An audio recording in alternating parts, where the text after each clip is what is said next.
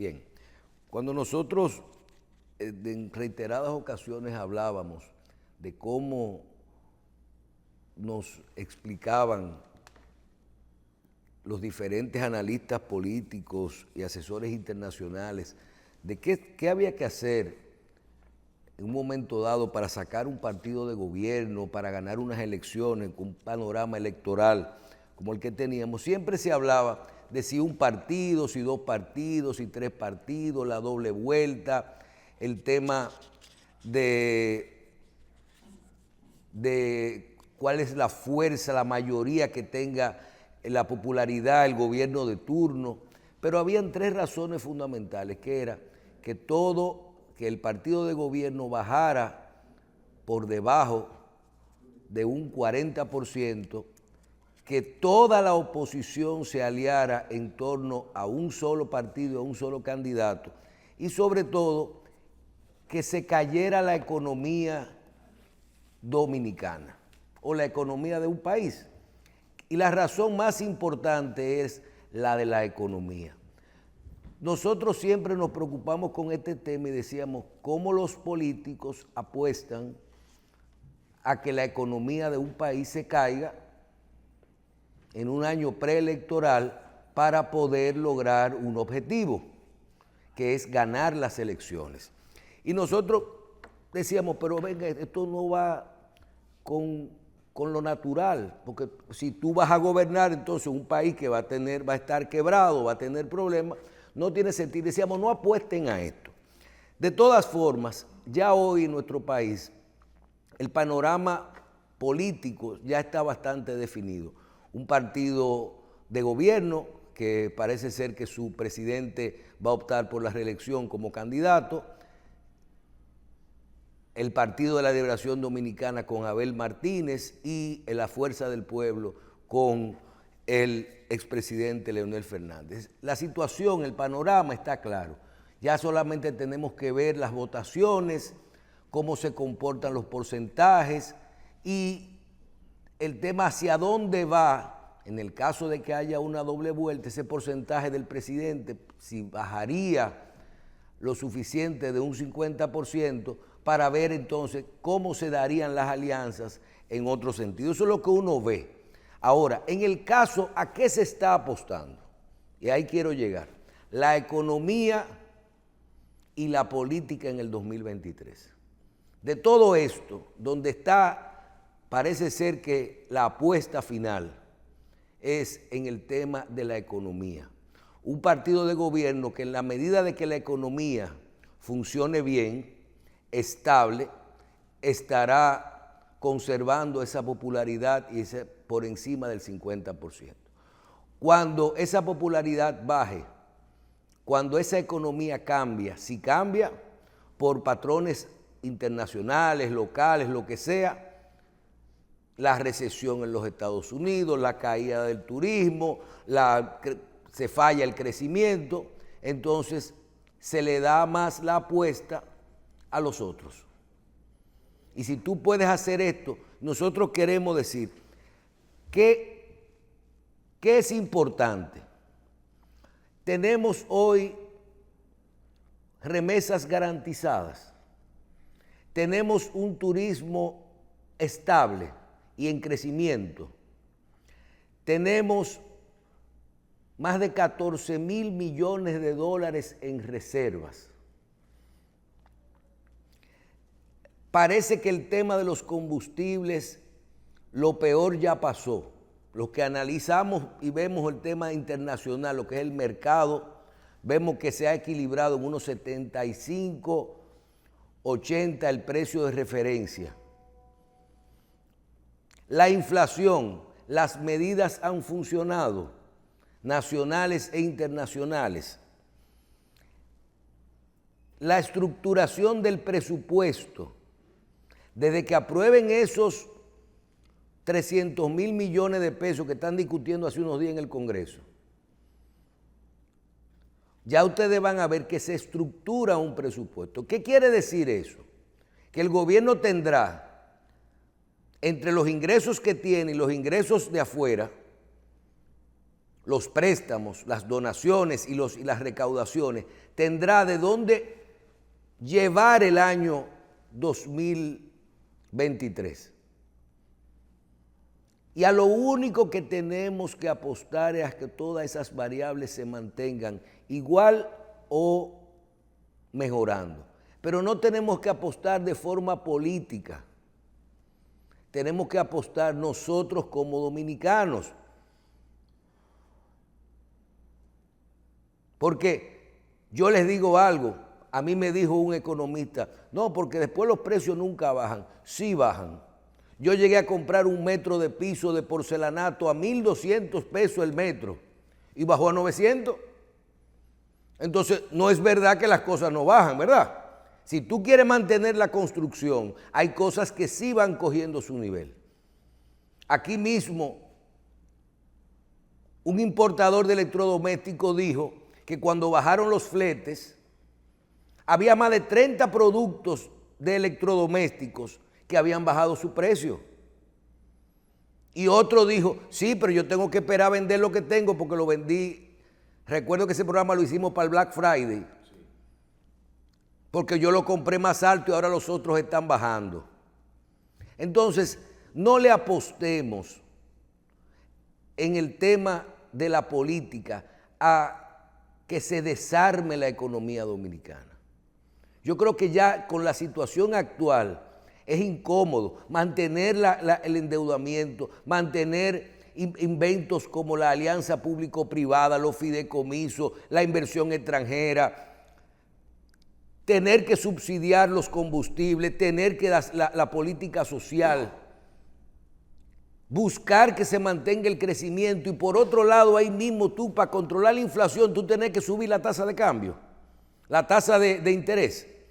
Señores, el juego de la economía no es tan sencillo y invito a que no se apueste en derrumbar la economía dominicana con fines políticos. Todos van a gobernar y todos lo que desean es tener un mejor país, más sólido cuando puedan gobernar. Pero no apostemos a dañar estos sectores para poder, con fines políticos. Por otro lado, hemos estado hablando del tema del conflicto entre el Colegio Médico, la Seguridad Social, las ARS, etcétera. Y hoy vemos que se inician las clases y también con muchos problemas en el área de educación, pero que el colegio, la ADP anuncia en Bonao también una huelga. Señores, la educación y la salud, las ARS o el Colegio Médico y la ADP, que busquen soluciones y hagan propuestas posibles para poder generar que se mejore la calidad de la educación y la calidad y cantidad de los servicios de salud, pensando primero en el paciente y pensando primero en el estudiante. Luego nosotros tenemos que ver y que vean, cuando digo posibles, posibles pensando en el presupuesto, posibles pensando en que se mantengan estos servicios. Porque tú no puedes siempre decir, ay, vamos a mejorar el presupuesto de la educación, súbele los salarios. No, yo quiero ver a los maestros hablando de más clases, de más cantidad de clases, exigiéndole al gobierno que le den más horas de educación continuada para mantener su nivel de preparación. Los que no han pasado los exámenes, trabajando para pasar esos exámenes,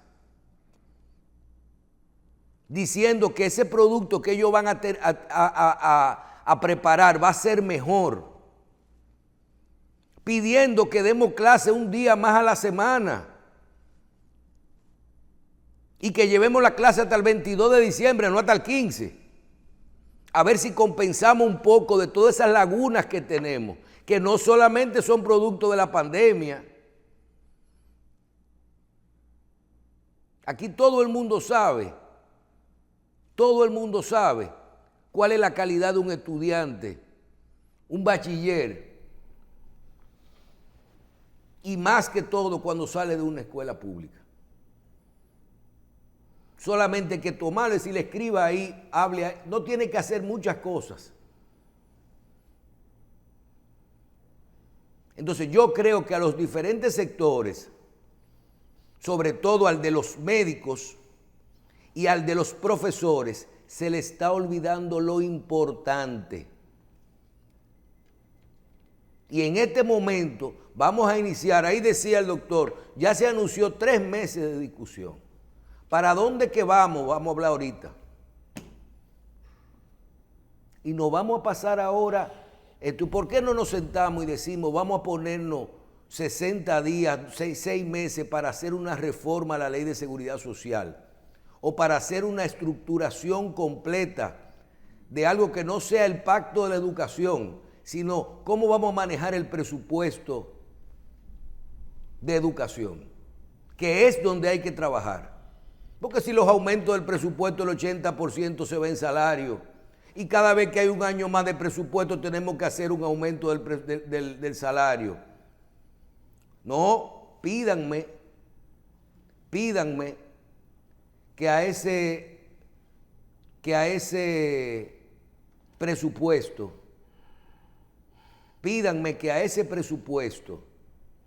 le incrementen la capacitación de maestros. Tomemos una base para poder mejorar el sistema. Vamos a hablar de médicos en este momento y vamos a hablar de ARS. Vamos a buscar de dónde que están los recursos. ¿Dónde es que nosotros tenemos los recursos? Hagan propuestas posibles y sobre todo que hagan propuestas. ¿De dónde voy a sacar esto? Usted no puede pedir algo que sea imposible, ni siquiera políticamente posible. Entonces, nosotros lo que estamos viendo es un panorama en la economía ya bastante complejo y los 2 sectores más importantes que hay, que son salud y educación, con los gremios que manejan esto, que no van a dejar ni le van a dar espacio para que esas mejorías por lo menos sean de forma gradual. Esto hay que prestarle atención para nosotros poder tener un año de por lo menos lograr alguna cosa. Hoy mismo tuve que el gobierno planificó un déficit en el presupuesto del 2022 de 184,000 millones y terminó el déficit en 250,000 millones. Y no tuvimos que meterle 80,000 millones a los combustibles. Y eso pasó a mediados de año en el presupuesto complementario. Entonces, son de las cosas que hay que ver. Mira, hoy tú puedes ver que el presidente fue a Puerto Plata y a la zona norte, y solamente en obras del Infotep y de programas especiales de la presidencia, obras sociales, más de 500 millones de pesos se entregaron. Ojalá y se pueda capitalizar esto y se pueda utilizar, la gente de las comunidades que utilicen esto. Porque si hay programas bonitos son eso. Hay muchas formas de capacitarse, pero tenemos que comenzar abajo. Es abajo que tenemos que mejorar la educación. Mientras eso sigan llegando al cuarto teórico, ¿cuántos se gradúan? Eso es lo primero, ¿cuántos comienzan y cuántos se gradúan? Y después, ¿cómo se gradúan? Entonces, ojalá y los gremios acompañen todo esto de propuestas que sean posibles. Yo creo que es importante. Ahí decían el otro día, ay no, lo difícil en algunos países de gobernar, cuando tú tienes que reprimir la delincuencia. Eso es una orden a la policía. Aprieten, denle para abajo, hasta las últimas consecuencias. Eso mismo posiblemente haya que hacerlo en países como este nivel de salud. Vamos a trabajar salud primaria, vamos a trabajar esto. Tantos pacientes que se operan, tantos que son internos, la maternidad, la pediatría, como aquí le decimos, el grueso, el volumen. Y tendremos que tener sacrificios con el tiempo. ¿Hasta dónde tú puedes mantener? ¿Cuánto tú dijiste ayer que cuesta mantener la salud? 500 mil millones de pesos. Sí, si el Estado da todos los servicios, sí. ¿De dónde? ¿De dónde lo vamos a hacer? Entonces, solamente pago 10 pesos, 1,000 pesos por 4 personas que están en mi familia, en mi seguridad social, y con eso yo tengo que pedir solamente de medicina 8,000 pesos al año. Entonces, habrá que tener sacrificios en la salud. Tendremos que tener sacrificios. A lo mejor no se podrá cubrir a todo el que tenga una enfermedad de alto costo. A lo mejor, pero eso será gradual. Eso será gradual. Yo me sentí tan bien cuando me encontré una persona en un avión que me dijo, digo, ¿y por qué vienes aquí a chequearte? Dice, ay, no puedo porque me dieron la cita para mayo. En Nueva York le dieron su cita para mayo.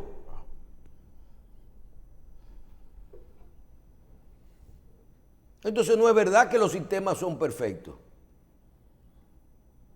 No es verdad que los sistemas son perfectos. Y tú hablas de la educación y hablas de la salud y te dice otro dominicano, sí, pero a mí me tiraron un bill y ese bill me lo mandan todos los meses a mí, tengo que pagarlo durante 10 años, pero tengo que pagarlo.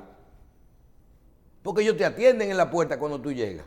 Pero desde que tú tengas una nómina, el sistema te jala y te descuenta lo que tú consumiste. Y allá es muy bueno, vamos a estudiar, pero es con un financiamiento del gobierno, que se pone uno viejo trabajando y todavía le están descontando lo que estudió de universidad. Lo que consumió y cogió prestado cuando estudió. Entonces, ese sistema que es a 30 años funciona y si tú no lo pagas, tú no tienes crédito. Entonces, vamos a saber lo que tenemos que imitar y vamos a buscar cosas que sean posibles.